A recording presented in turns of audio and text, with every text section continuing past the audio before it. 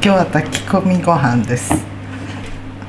お米を2合っていうか、2カップね、2カップの容量でやります。で、まずお米を洗います。この炊飯器、これがあるんだけども、これで直接研がない方がいいそうです。で、私はボウルで米の研ぎ汁が透明になるまで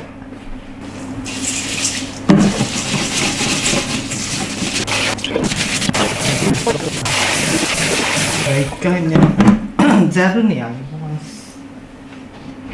お水につけとくとふやけちゃうから。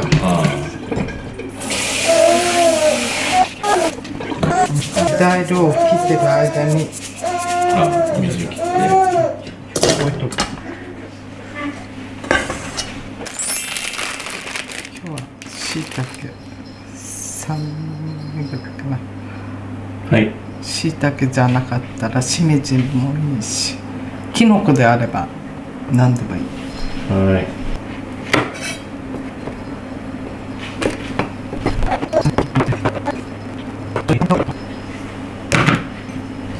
人参はこれ大きいからこれの半分ぐらい。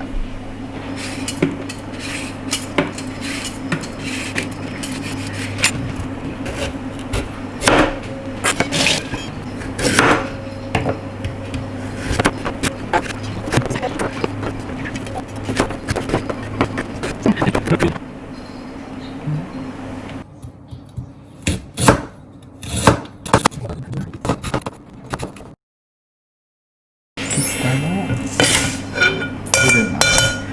で、このメジャーを測るときは、具を入れないときの普通の、2合だったら2合のメモリー、100枚の2合、でここにだしの素、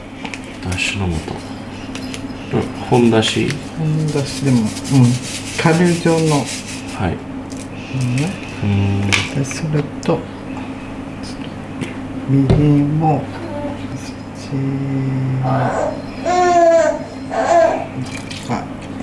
はい、醤油、お酒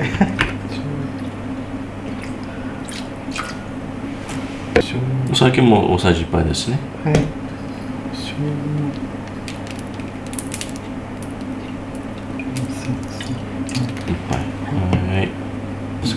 だしで味が出るんだけど、この野菜やなんかで味が出るし、人参入れます、酒入れます、コーンも入れちゃいます。コーンも入れちゃいます。これはなくてもいいです。油揚げでもいいし、あったら入れた方がいいしね。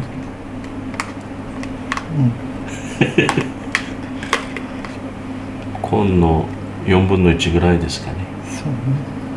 トマトも残ってたから入れたんですけど。で、ツナ缶のオイルを入れちゃうとぐちゃぐちゃになっちゃ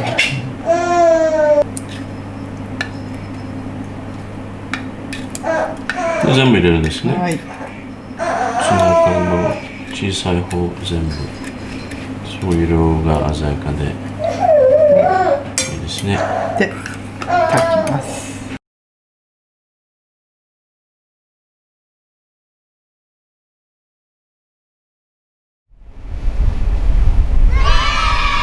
きまし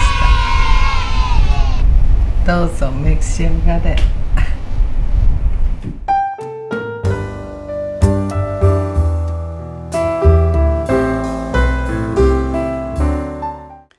チャンネル登録よろしくお願いします。ライクしてね。